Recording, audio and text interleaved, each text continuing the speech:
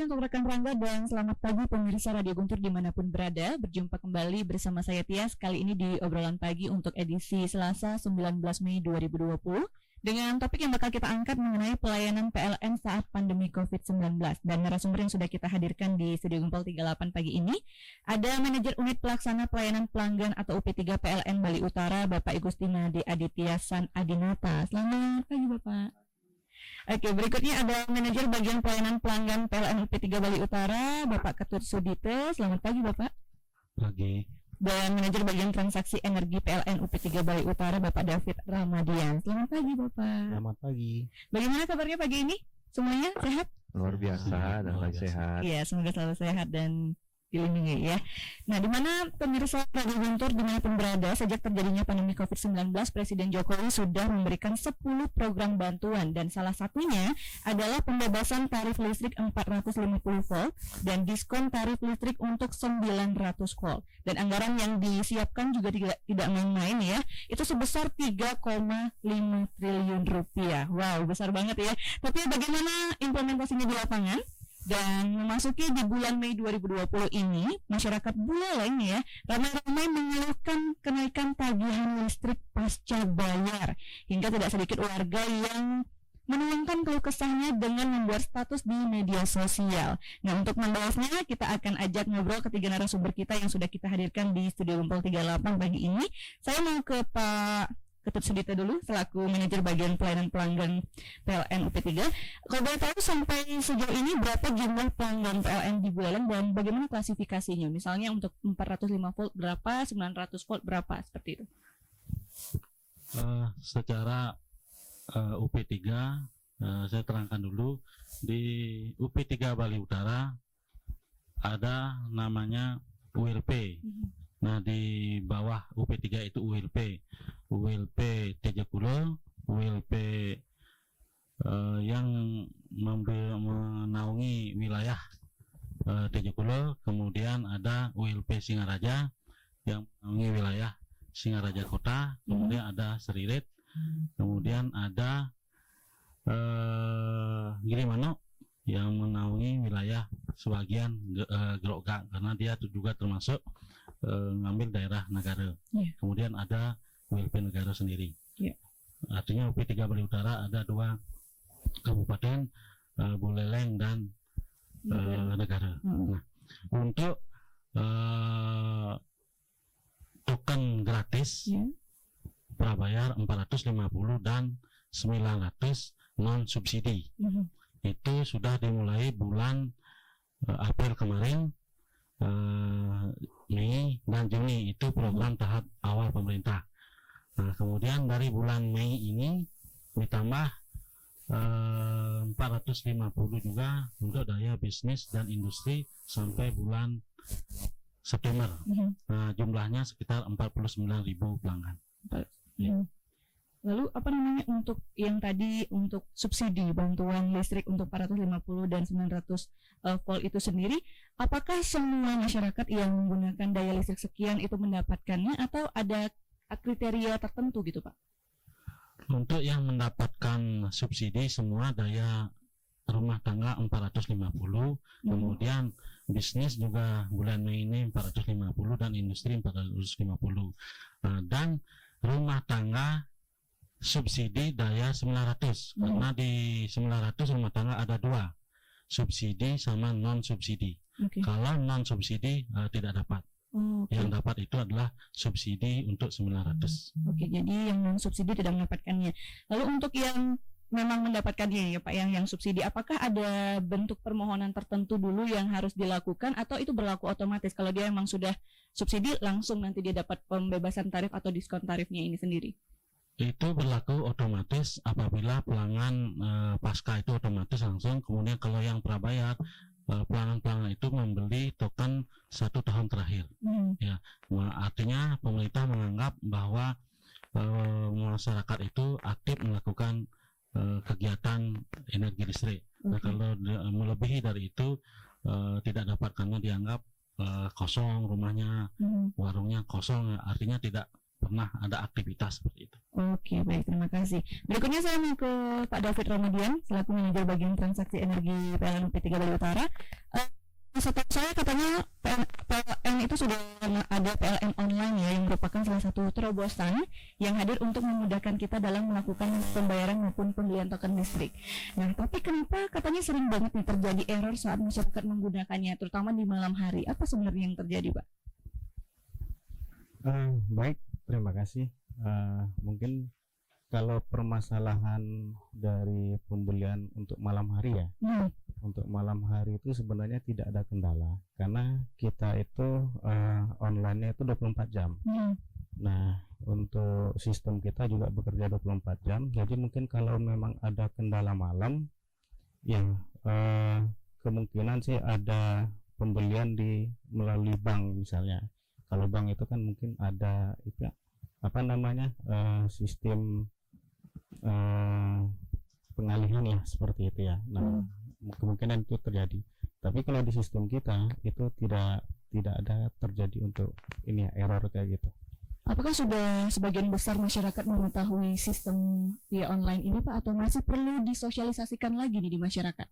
Nah, kalau untuk sistem online kita sudah sering melakukan sosialisasi ya ke masyarakat, baik dari WLP misalnya kan, dan juga dari rekan-rekan yang dari stakeholder kita juga kita beritahu semua untuk sosialisasi ini, dan sudah kita galakkan untuk sosialisasi ini ke masyarakat. Oke, dan adanya terobosan online via online ini bukan di tengah pandemi saja, apa sebelum pandemi sudah berlaku? Sebelum pandemi kita sudah melakukan juga untuk sosialisasinya. Dan di tengah pandemi ini ditekankan lagi masyarakat untuk melakukan pembelian atau pengecekan secara online? Betul sekali. Oke, baik, terima kasih. Berikutnya saya mau ke Pak Aditya selaku manajer UP3 PLN Bali Utara. Kalau boleh tahu berapa ketersediaan daya listrik di Buleleng hingga saat ini, Pak? Ya, terima kasih kesempatannya. Jadi kalau dari sisi ketersediaan kita secara daya itu ada sekitar 95 megawatt, dan itu dengan kondisi sekarang ini sisanya cukup banyak, Mbak, seperti sekitar 30%. Jadi tidak ada masalah sebenarnya dari sisi ketersediaan ini. Nah, dari sisi keandalan pun kami pun tetap menyiagakan petugas-petugas kami, karena memang sesuai instruksi dari Pak Presiden bahwa tugas PLN saat ini adalah fokus kepada bagaimana masyarakat di tengah pandemi ini, di tengah untuk disuruh work from home itu tetap terjaga, tetap nyaman dengan diberikan pasokan listrik yang handal. Jadi secara umum kita kelistrikan tetap menjadi prioritas untuk supaya bisa lancar kepada masyarakat. Lalu frekuensi penggunaan listrik selama musim pandemi COVID-19 ini sendiri bagaimana? Apakah cenderung masyarakat karena lebih banyak di rumah, apakah lebih banyak? Nah, ini memang unik. Jadi dengan adanya pandemi ini ada yang kalau di media kita dengar new normal itu ya, jadi normal yang baru. Jadi memang ternyata sangat terlihat dari sisi kami. Jadi memang ada beberapa tarif kami yang memang bisa diartikan bahwa banyak aktivitas yang lebih, banyak aktivitas yang kurang. Nah, aktivitas yang kurang terutama memang kita lihat dengan adanya sekolah ditutup, kemudian ada pembatasan pembukaan aktivitas sampai kalau sekarang jam 6 pagi sampai jam 6 sore. Terus kemudian dari sisi industri itu memang ada penurunan. Jadi memang pengaruh dengan pembatasan pergerakan, kemudian distancing ini, sektor-sektor itu berkurang. Nah, tapi memang di sektor lain seperti yang kalau kita kan banyaknya rumah tangga, hampir 70% rumah tangga, memang terasa dari sisi kami melihat pemakaian meningkat.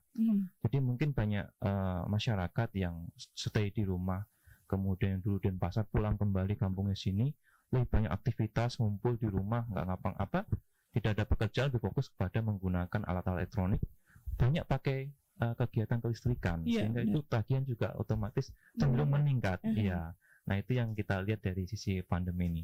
Oke. Nah, apakah target 100% elektrifikasi di Buleleng itu sudah tercapai? Ya, syukurlah kemarin tahun 2018 sebenarnya itu sudah terelektrifikasi. Jadi kalau untuk seluruh desa 2017 sudah 100% di Bali bahkan ya. Terus kemudian di 2018 rasio elektrifikasi sudah 100%. Sehingga bisa dikatakan bahwa seluruh kakak di Bali ini bisa sudah memiliki listrik ya, sama listrik, entah itu punya meter ataupun entah itu menyalur dari tetangganya. Tapi yang kami utamakan bahwa mereka punya bisa menikmati kelistrikan dulu. Nah, dengan ini dengan adanya pandemi kami pun paling tidak merasa tenang bahwa di masa pandemi ini bahwa hampir sebagian besar masyarakat atau seluruh masyarakat di sini menikmati listrik dan bisa tenang work from home-nya.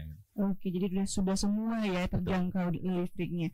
Nah, untuk kebijakan PLN sendiri terhadap pelanggan selama COVID-19 bagaimana? Karena kan sebagian besar instansi punya kebijakan tersendiri ya untuk di tengah pandemi ini. Untuk PLN sendiri bagaimana? Ya, jadi untuk kebijakan, jadi kami secara korporat pun sangat paham bahwa pandemi ini impact-nya besar ke masyarakat, nggak sekedar psikologis, higienis maupun pastinya secara ekonomis ya. Iya. Nah, tentunya ini yang paling besar itu pandemi ini adalah dari sisi kegiatan ekonomisnya. Pertama dari sisi kebisnisan pasti turun, aktivitas bisnisnya, kemudian pendapatannya pun pasti turun. Nah, kemudian di sisi rumah tangga itu pastilah naik. Tapi di sisi lain masyarakat pun serba dilematis ya. Pemakaian di rumah naik tapi pendapatan turun. Ya. Nah, ini dilematis dan ini kami acknowledge terus terang. Dari sisi PLN kami paham masalah itu, makanya ada beberapa kemarin sebenarnya ada relaksasi. Nah, cuman sesuai dengan tugas utama kami yang diberikan kepada pemerintah bahwa kami diwajibkan untuk menjamin keandalan listrik terandal. Sementara untuk andal itu kami perlu adanya petugas-petugas teknik atau petugas yang di kantor yang memastikan itu andal. Jadi contohnya begini. Ketika kita semua work from home, tiba-tiba hujan, tiba-tiba ada gangguan, padam gitu kan, mau tidak mau harus ada orang yang mencari lokasi padamnya di mana. Terus kemudian misalkan padamnya itu di daerah yang kemudian di karantina. Ini kami pun ada tantangan lain. Jadi di sana petugas kami pun agak dakdikduk juga gitu kan. Nah, makanya kami perlu support, kami perlu perlengkapin petugas itu dengan misalkan APD yang lengkap, terus kemudian vitamin gitu kan. Artinya mereka punya keyakinan ini demi kepentingan masyarakat banyak, tolong ke sana supaya bisa menghidupkan kembali listriknya supaya orang masyarakat yang work from home itu bisa tetap nyaman. Nah, konsekuensinya apa? Bahwa dengan kondisi pandemi ini bukan berarti kami kegiatannya tambah turun, tapi juga kemungkinan tambah banyak juga. Dan kami perlu memastikan support kepada pegawai kami, petugas kami itu aman, dan artinya itu support itu perlu biaya. Nah, biaya inilah yang kami yang paling besar itu kami dapatkan dari tagihan listrik dari pelanggan. Nah, makanya ini dilematis bagi kami. Jadi satu sisi kami paham bahwa listrik ini menambah beban masyarakat, tapi sisi lain kami pun perlu memberikan jaminan keandalan dan itu perlu masukan dana dari masyarakat juga. Nah, tapi di satu sisi kami juga di bulan-bulan kemarin paham itu, jadi manajemen kami memberikan relaksasi. Jadi waktu itu sempat tidak sampai tanggal 20 tidak kami paksa putus, tapi kami berikan ini. Nah, tapi memang semakin kesini kami juga semakin ini. Nah, makanya kebijakan ini kami kembalikan lagi kepada pemerintah karena apa? Memang dana ini memang akan perlu perhitungan yang matang dari atas. Ini saya juga perhitungannya dari manajemen atas ya. Tapi intinya segala tampungan, segala usulan yang ada di masyarakat, bagaimana kalau bisa diberikan kelonggaran dari tunggakannya, terus biaya keterlambatannya, sudah kami usulkan ke sana. Nah, tinggal dari pemerintah pusat nanti menghitung bagaimana. Tapi dari sisi kami, dari sisi pelaksanaan di masyarakat, kami tetap concern. Jadi jangan khawatir kalau nanti masyarakat, wah nanti kalau pandemi nanti listrik saya mati dibiarin. Nah, itu jangan khawatir. Kami pun punya tugas dan itu yang perlu kami pastikan. Nah, terkait masyarakat kayaknya seperti apa, kami sudah sampaikan.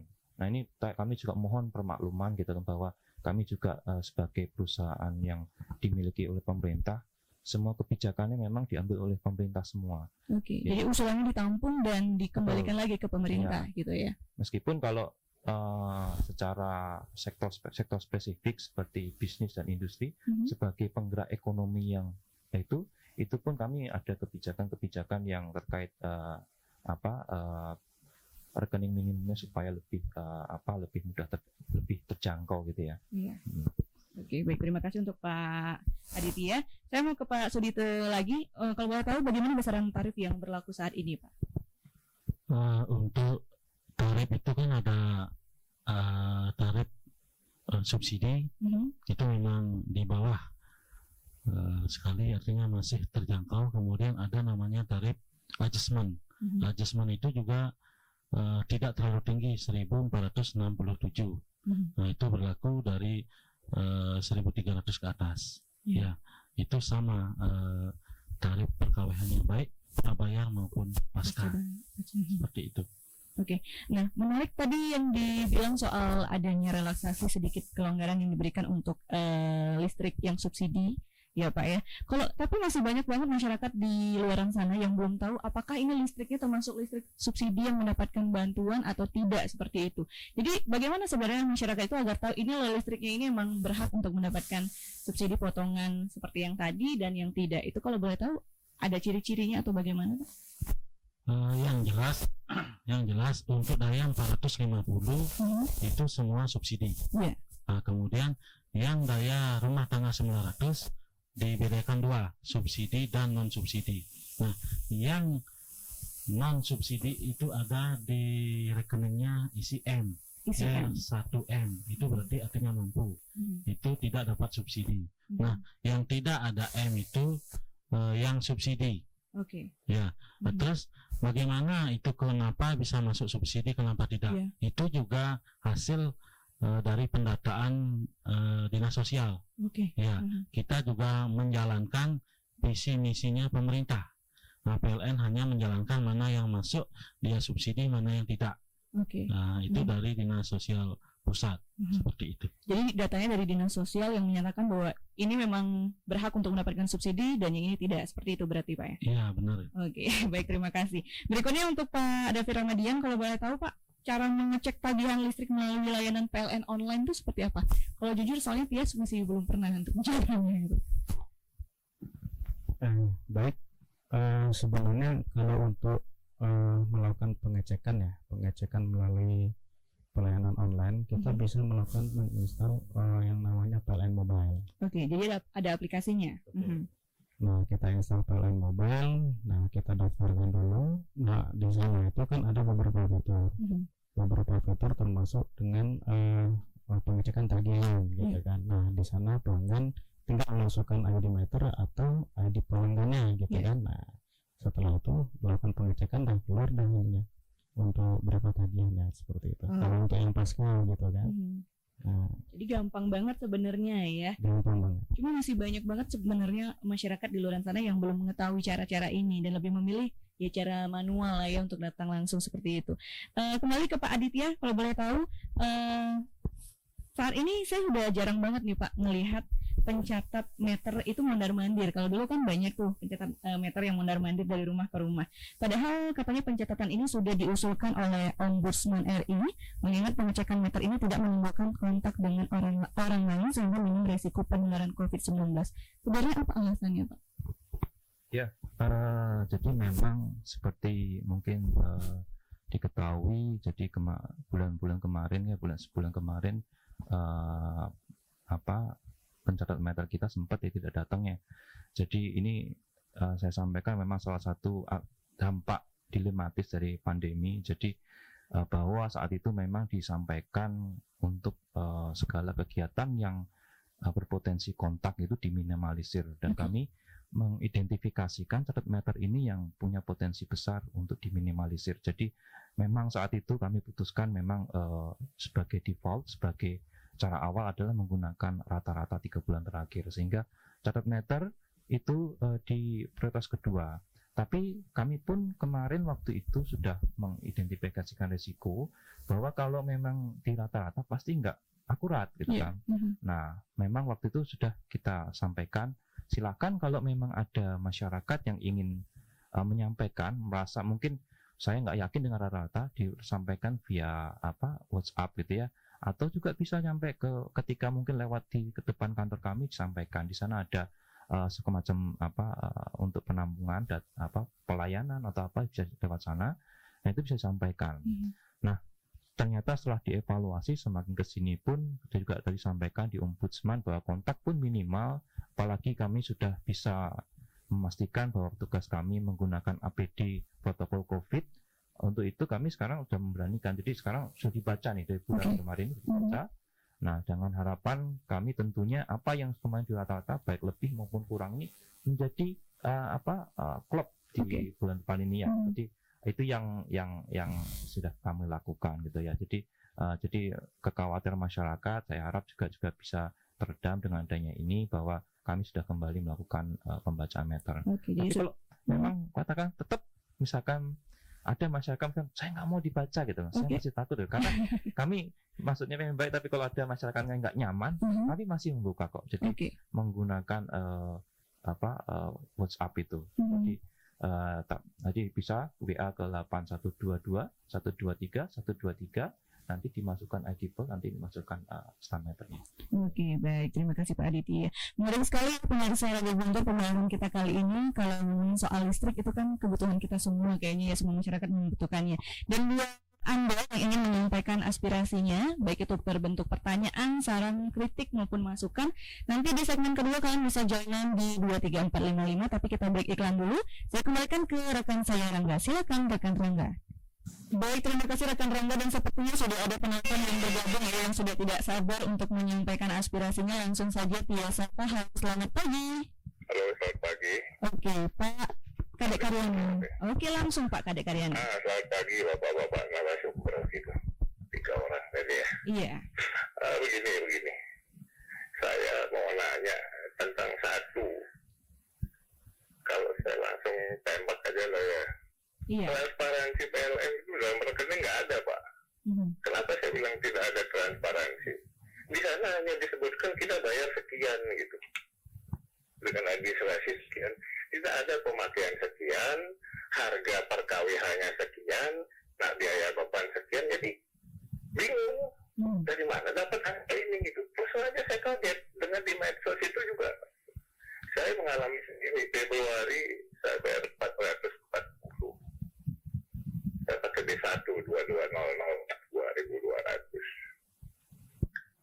Sudah itu Maretnya 460. Lah tagihan bulan ini untuk April, Pak, hampir 800, Pak. Padahal aktivitas menurun, Pak. Akhirnya apa? Di depan di usaha anak saya itu kan sudah 2 bulan terakhir kan sudah tidak buka, Pak. Artinya apa? Lampu dan AC juga tidak nyala gitu. Nah, ini kok bisa naiknya sampai hampir 2 kali lipat gitu. Dari mana dapat angka ini? Padahal nggak pernah ada yang nyatet meter di sini gitu. Bingung jadinya gitu loh. Nah, ini seperti apa? Jadi sepertinya tidak transparan ini masuk akal gitu loh. Ini saya naik sendiri gitu loh. Kan tidak ada, harusnya di mana-mana kita di toko modern itu beli sekian barang, harga sekian, total sekian. Ini kan tidak ada. Cuman bayarnya total bayar sekian, admin sekian gitu. Nggak tahu harga per KWH berapa, kena biaya beban berapa. Nah ini kan diam-diam bisa nakal gitu. Sepertinya tuduhan seperti ini dari masyarakat masuk akal bagi saya gitu. Karena apa? 450 dibebasin, yang 900 dikasih subsidi, yang 1.300 ke atas angka itu bawahnya gitu loh. Nah ini kenapa Pak dijelaskan, tolong juga rekening itu ditransparankan. Jadi dipakai berapa KWH dia pakai per bulan itu katanya, harganya berapa, kena biaya beban, biar ditulis Pak. Gitu kan seperti itu dulu. Total bayar aja, dari mana angka ini kan? Kita ujian matematikanya ulangan kok di SMP kan, dari mana dapat angka ini? Ini rinciannya gitu, ini total bayar aja gitu loh. Oh, ini nggak benar Pak. Saya jujur aja terus kaget Pak. Saya sampai 800, padahal sana sudah mati. Artinya apa? Tidak buka, tidak listrik menyala, tidak AC menyala, justru bayarnya 2 kali lipat. Ini ada apa? Pasti meneh gitu. Pikiran orang begitu. Karena apa? Dari tulis di sini berapa perkawiannya berapa. Ada pertanyaan lain mungkin Pak Kadek Karyana? Itu aja ditekankan. Cuma dari tadi kan cuma menyediakan, ya wajib lah jual jasa kan. Pasti kan harus servis yang baik. Tapi masalah tarif ini yang menjadi pokok masyarakat kan di tarif 1.300 ke atas itu. Tolong sekali lagi saya tekankan transparansi dalam rekening Pak. Itu loh. Tolong ditulis berapa dia pakai, harganya berapa, kena biaya beban berapa, sehingga muncul angka harga total bayarnya itu muncul. Kalau nggak seperti itu, tetap aja beranggapan diam-diam naik, diam-diam mesra gitu loh. Oke, baik. Mungkin itu aja, saya mewakili diri saya sendiri, tidak mewakili orang lain gitu. Oke. Bukan LSM, bukan apa gitu. Baik. Terima kasih, selamat pagi. Baik, terima kasih untuk Kak Karyana yang sudah bergabung bersama kami yang menanyakan mengenai transparansi ya. Berikutnya di belakang Pak Kadek Karyana sudah ada yang bergabung. Selamat pagi.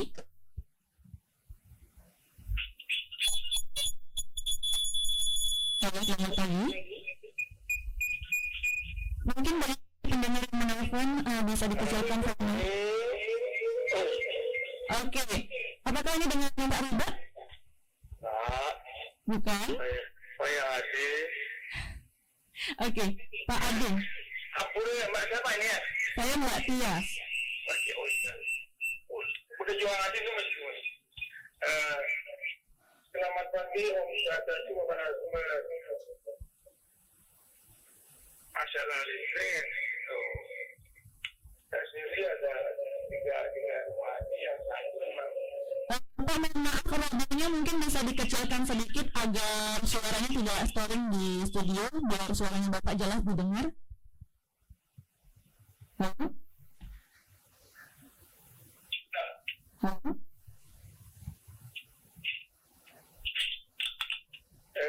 Bapak Narasumber. Halo? Halo, oke. Mbak? Iya. Mbak dia. Iya, langsung. Iya, halo, langsung Pak. Halo? Halo, oke langsung Pak.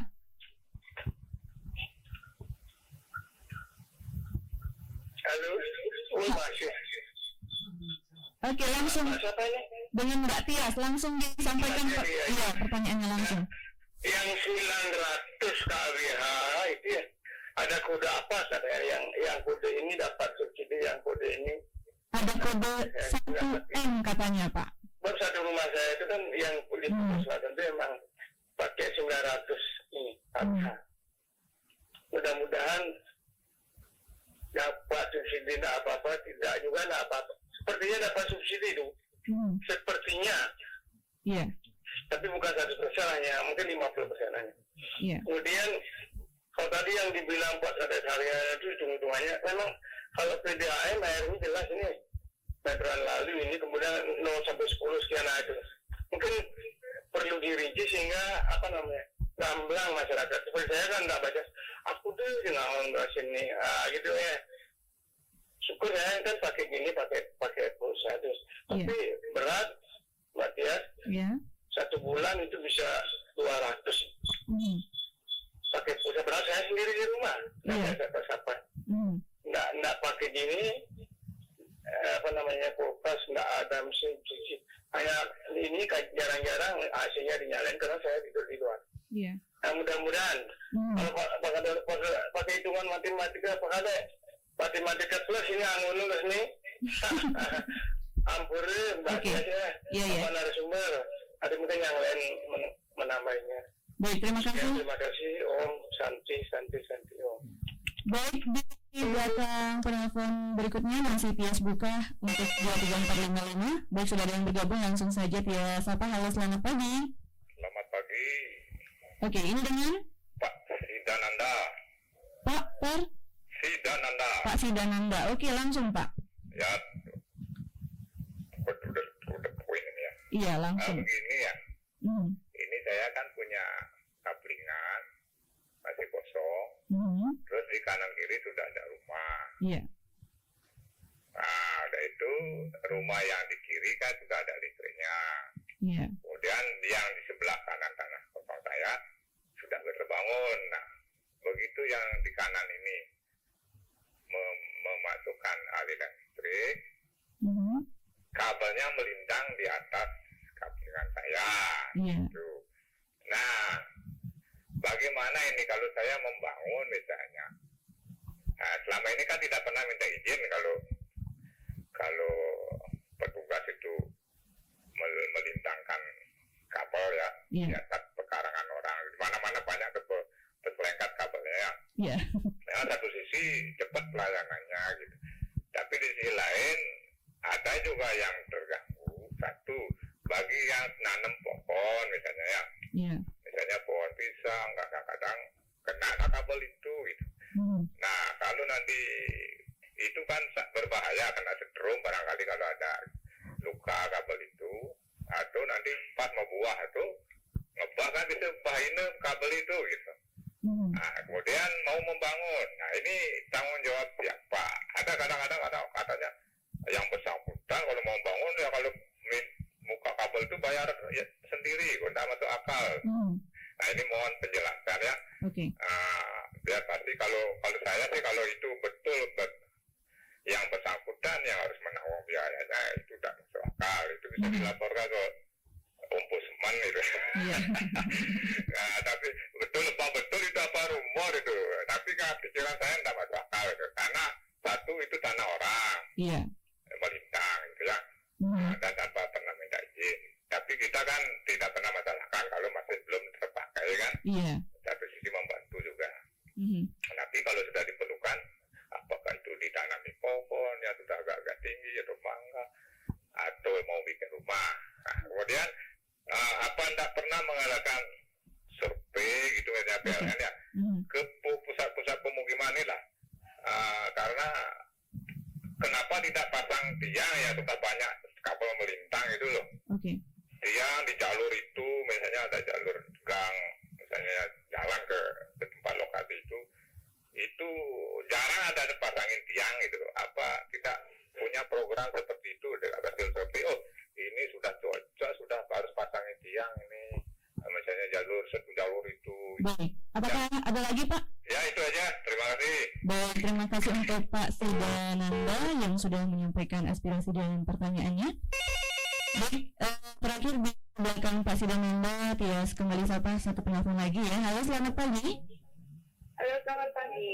Oke, dengan Ibu siapa? Dengan Ibu Budi di Panjanom. Ibu ini? Budi, oke Ibu Budi, langsung Bu. Selamat pagi pemirsa Radio Guntur, dimanapun berada, dan Bapak narasumber. Kami di Desa Panjanom kebetulan menjadi pengelola PAUD, yaitu kepala sekolah PAUD. Di lingkungan sekolah kami ada yang besar, yang isi penyangga, sampai sekarang belum bisa dipindahkan dari halaman sekolah.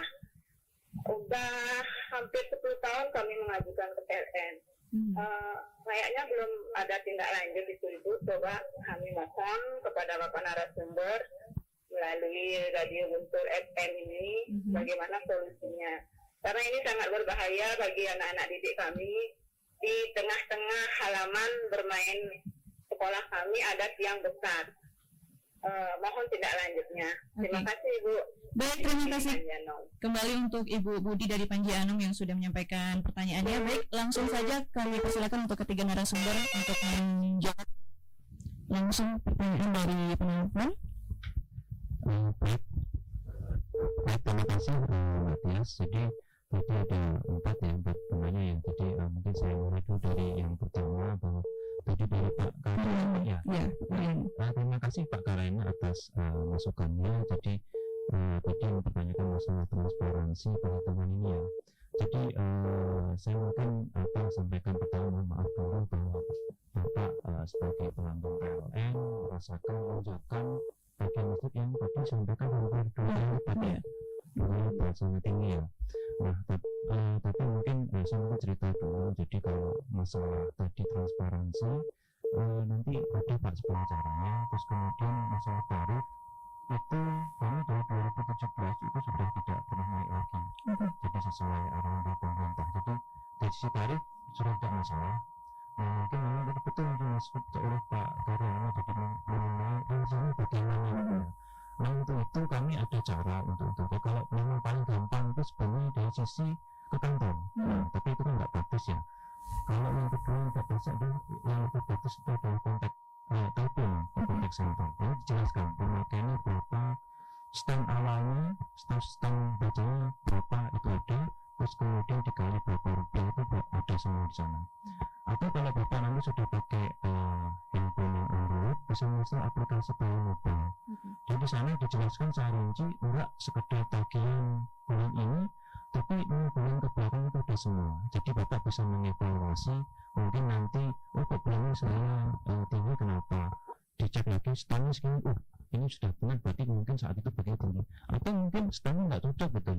Karena memang kalau masalah stang itu kami sudah ada mekanisme evaluasi, tapi memang ada kadang mungkin misalkan angka 7 dibaca dari angka 1, bukan karena ini, tapi kadang-kadang terlalu tinggi sehingga sulit dibaca, atau mungkin silau atau gelap gitu, karena ini ada mungkin faktor human error. Tapi kami terbuka, silakan kalau memang itu tidak cocok sampaikan ke kami dan akan kami sesuaikan. Artinya apa? Meskipun misalkan tadi Bapak masih harusnya angka 1, mendapatnya angka 7, itu selisihnya itu nggak akan hilang, nanti akan pasti kami kompensasikan ke depannya. Jadi katakanlah kalau misalkan 800 ini Bapak seharusnya 700, 100 itu akan dikurangkan di bulan depannya. Nah, tapi memang yang masalah transparansi tadi ada jalannya. Terus kemudian kalau masalah bagaimana saya yakin bahwa ini 800 atau 700 yang benar itu, silakan dilihat nanti di standnya. Terus kemudian konfirmasi yang kami, apakah benar stand sekarang saya itu 800 atau sebenarnya 700 itu. Nah, itu yang bisa dikonfirmasikan.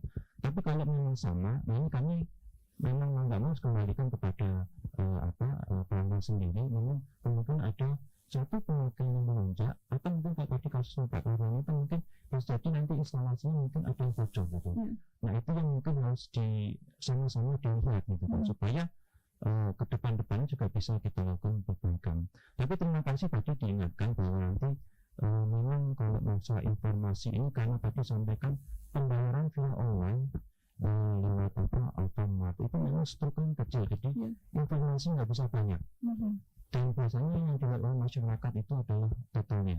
Nah, sekarang karena masalah totalnya besar nih, masuk ke dalam perinciannya. Makanya kalau pengen rinci, kami sebenarnya ada datanya, jadi silakan bisa menghubungi kami lewat contact center, lewat aplikasi juga bisa, atau lewat ke kantor kami juga bisa. Berarti apakah tidak memungkinkan untuk rinciannya itu, mungkin maksudnya dari Pak Kadek Karyana tadi itu langsung di struknya itu loh Pak, di rekeningnya ketika dia melakukan pembayaran listriknya itu sendiri? Nah, ya, jadi nanti kalau sejauh ini, kalau ini kan sudah protokol PPOP ya, jadi kami kalau online pakai PPOP, jadi protokolnya standarnya seperti itu. Mungkin kami tangkap dulu Pak ya, masukannya, jadi kalau seperti rinci, apalagi ada kasus seperti ini. Tapi memang saat ini protokol PPOP itu seperti itu, jadi di informasinya terbatas karena memang ruangan struknya itu kan kecil gitu ya. Nah, saya juga nggak terlalu ini teknis soal itunya, tapi ke depan kami sudah tangkap masalah ini, dan ini kalau di handle yang dikuasakan ada aplikasi ini, kan nanti ada aplikasi PLN Info, di sana bisa dirinci, bisa bayar di sana, bisa nanti lihat rinciannya, jadi enak gitu kan. Jadi dari sisi pelanggan transparan, dari sisi kami pun penyampaian lebih enak gitu. Nah, kemudian untuk Pak itu ya tadi ya 900 VA, jadi tadi katanya juga kalau masalah transparansi juga ya, jadi kami sampaikan juga tarif juga memang sudah dari 2017 ini nggak naik, jadi semua tergantung dari sisi pemakaian. Transparansi tadi kami sampaikan nanti sesuai dengan itu kami usulkan, tapi sementara itu bisa kontak center maupun ke kantor. Terus kemudian Pak Sidananda ya, jadi kalau kabinannya, jadi kepada Pak Sidananda saya ucapkan terima kasih Pak, sejauh ini sudah memperbolehkan kami menyalurkan listrik kepada tetangga Bapak yang kiri kanan, yang teman-teman kami tetangga Bapak sangat membutuhkan listrik itu. Nah, tapi kalau memang seandainya Bapak merasa nanti terganggu dengan ada ini, silakan kontak ke kami. Apalagi nanti misalkan kalau Bapak membangun tadi sampai membangun butuh listrik, nah nanti kami bisa arahkan, belokkan gitu kan, sehingga ini tidak mengganggu bangunan Bapak gitu kan. Nah, artinya kami di sini pun ketika akan menarik itu ada proses survei, jadi kami akan lihat ini. Jadi sebenarnya untuk survei ini, karena kami kan BUMN Bu, jadi ada kajiannya juga. Kalau kami inginnya sebenarnya tancap tiang, nah, tapi tancap tiang itu supaya ada istilahnya kelayakannya, jadi uang negaranya digunakan dengan bijak nggak sih gitu. Kalau masih bisa ditarik menggunakan antar atap rumah itu pakai itu karena itu paling mudah, murah. Tapi kalau memang ujung sana banyak, kami pasti tancap tiang. Karena kami juga tidak ingin merugikan juga kan. Jadi kalau tanpa tiang ini biasanya tegangannya turun gitu kan. Nah, tapi intinya apa? Intinya supaya kami lakukan, dan biasanya harus kami minta izin, kami nitip kepada yang mendaftarkan, tolong dicarikan izin untuk menarik jaringan. Kalau nggak ada orangnya biasanya kepada aparat desa yang mewakili, sehingga kami pun mendapat second opinion dan pengesahan yang lebih legal. Jadi kami nggak sekedar ada tangan kosong kami langsung tancap. Kami tahu karena kalau asal begitu pasti jadi masalah di depannya. Kami berusaha semaksimal mungkin. Jadi pertama ada yang punya kaflingnya, yang kedua kalau nggak ada pun kami biasanya minta konfirmasi, dan itu sebenarnya tertulis. Jadi dari sisi pemilik tanah maupun dari sisi aparat desanya. Nah jadi nanti kalau kepada Pak Sidonando, kalau izin mau membangun berhalang, silakan Pak komunikasi kepada kami. Nanti kami akan bantu untuk masalah jaringan yang melintas supaya tidak mengganggu. Nah, itu tadi pertanyaannya Pak Sidonando juga ada, apakah yang bersangkutan yang membayar kalau ada pemindahan seperti itu atau bagaimana katanya? Oh ya, kalau seperti itu memang kok makanya kita coba lihat nanti di surveinya ya. Kalau memang tidak ada yang signifikan dan memang setelah dicek kembali, memang waktu itu tidak dilibatkan ya, sudah nggak masalah. Nah, nanti artinya biaya dari kami ya. Tapi kalau memang waktu itu ada concern dari saya khawatir ini begini. Jadi kadang kalau kami temukan ada lahan yang konflik gitu kan, konfliknya diakuin 2 orang, kami juga serba salah gitu. Kami dituntut untuk cepat menyambung, tapi di sisi lain kata aparat desanya, itu pemiliknya ada bapak itu bapak A gitu. Ternyata pemilik yang satu lagi ada bapak B, gitu. Nah, warisan atau apa. Nah, itu kadang menjadi dilema kami gitu. Baik. Kemudian kalau dari Ibu Budi ya. Jadi kalau ini nanti disampaikan saja Bu ke kami gedungnya, kami akan survei. Tapi kalau memang ini kemarin nggak ada izin, ya kami pindahkan. Nah, mungkin kami ikut kalau pindah mungkin minta tolong, karena ini biasanya kalau tiang besar ini, kalau sesuai dengan bayangan kami ini jaringan yang lumayan utama, biasanya support untuk wilayah lain yang memang membutuhkan. Nah, artinya kami tidak bisa serta-merta menghilangkan tiang ini, yang bisa kami lakukan adalah memindah. Nah, kalau memindah saya minta tolong mungkin diberikan alternatif lokasinya, sehingga aliran listrik kami ke arah itu tetap bisa jaga. Jadi begini. Katanya sudah 1 tahun yang lalu sudah sempat diadukan tapi belum dapat respon. Itu berarti apakah perlu ada pengaduan ulang lagi Pak? Kira-kira? Kalau begitu mungkin sampai kami cek lagi. Oke, berarti bisa langsung datang ke PLN gitu ya. Mungkin ada yang ingin menambahkan Pak? Baik, terima kasih untuk transparansi yang disampaikan tadi sama manajer kami memang sudah seperti itu. Tapi pada intinya adalah PLN itu tidak menerima uang rekening listrik. Ya, PLN itu melakukan kerjasama dengan pihak bank. Nah, stroke yang dikeluarkan itu adalah stroke dari bank. Secara intinya itu PLN itu dilarang menerima uang karena memang proses bisnisnya itu tidak boleh menerima uang. Nah, sementara untuk yang secara rinci apa yang disampaikan Bapak Manajer itu adalah sudah tepat bahwa di PLN Mobile. Ya, mungkin itu tambahan dari kami. Nah, sementara untuk yang rumah tangga mampu maupun tidak itu seperti yang saya sampaikan tadi adalah dari dinas sosial. Kalau memang bapaknya itu tidak masuk di dalam subsidi, bisa melaporkan ke kantor desa setempat. Nanti kantor desa yang menindaklanjuti ke kecamatan dan ke pusat. Terima kasih.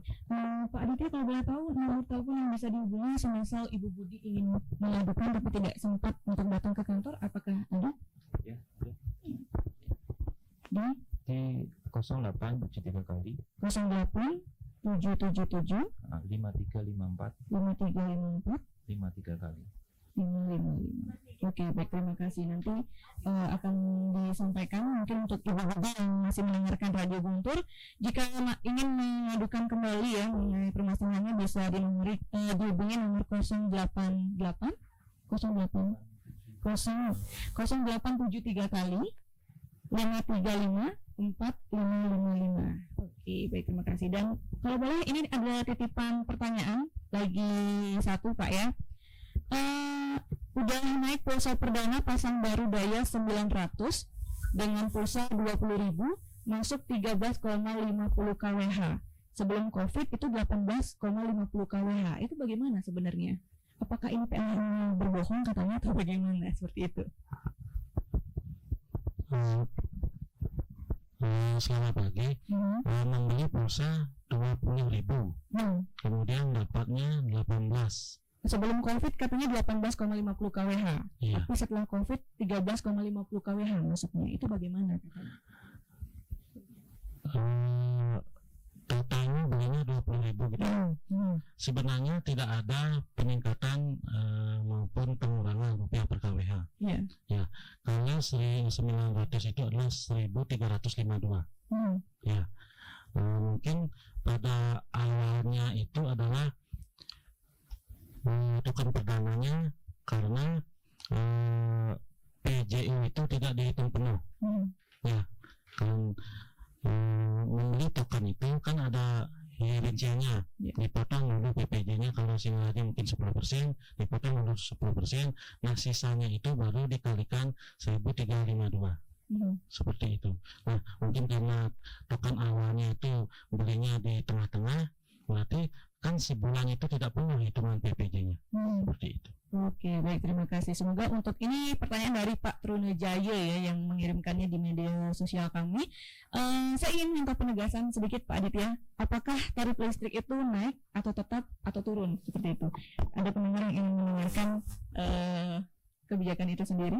Tadi kan sudah disampaikan dari 2017 tidak ada kenaikan tarif. Mungkin bisa dipertegas lagi? Ya, baik.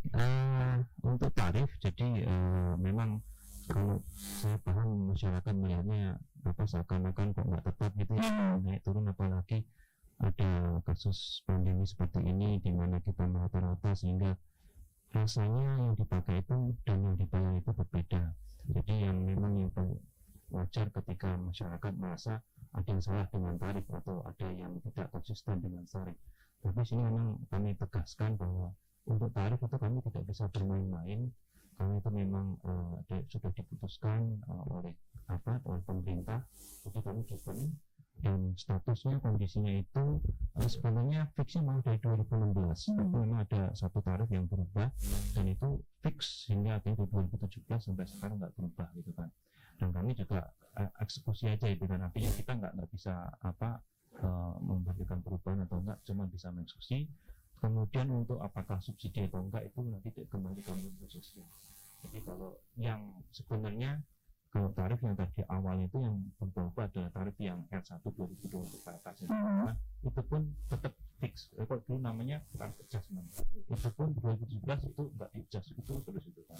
Jadi semua di-free semua. Jadi tarif tetap sampai sekarang. Oke, jadi dari 2017 tarifnya tetap tidak ada kenaikan maupun penurunan. Jadi seperti itu. Baik. Terima kasih. Apakah ada yang ingin memberikan closing statement sedikit? Ya. Ada pendengar setia Guntur FM dan tentunya juga pada pelanggan PLN khususnya. Jadi kami dari PLN tentunya mohon maaf yang pertama apabila ada ketidaksesuaian antara tagihan listrik dengan harapan Bapak Ibu terhadap tagihan listrik tersebut. Tapi dapat kami pastikan bahwa tagihan listrik tersebut bukanlah karena memang ada kenaikan tarif listrik maupun adanya subsidi silang, tapi memang adanya dua hal yang memang sangat terkait erat dengan pandemi corona ini. Jadi kami waktu itu memang harus menjaga social distancing sehingga melakukan rata-rata. Terus kemudian kami pun ketika melaksanakan rata-rata yang sudah selesai itu membuka channel WA. Kemudian dengan adanya pandemi ini banyak penggunaan di rumah meningkat karena work from home, sehingga kenaikan dengan rata-rata ada selisih. Nah selisih inilah yang menumpuk di bulan ini. Nah tapi kalau itu kan asumsi lebih, tapi kalau kurang jangan khawatir. Kami tidak akan menghanguskan, itu nanti akan dikurangkan di bulan depan. Jadi kami mohon maaf atas ketidaknyamanan ini. Nah tapi artinya bukan kami berarti tutup mata. Jadi kalau memang Bapak Ibu ingin memastikan, kami buka kanal WA 08 122 123 123 kalau Bapak Ibu ingin memberikan stand masukannya. Tapi kalau Bapak Ibu ingin memastikan apakah bagian saya sesuai, silakan ke kontak 123 aplikasi Payamota atau juga ke kontak loket kami. Dan tentunya kami minta tolong di masa pandemi ini, tolong kami juga dibantu dari sisi petugas kami kalau ada yang ke lapangan, supaya diberikan kemudahan untuk akses ke lapangannya, jadi supaya keadaan cepat pulih.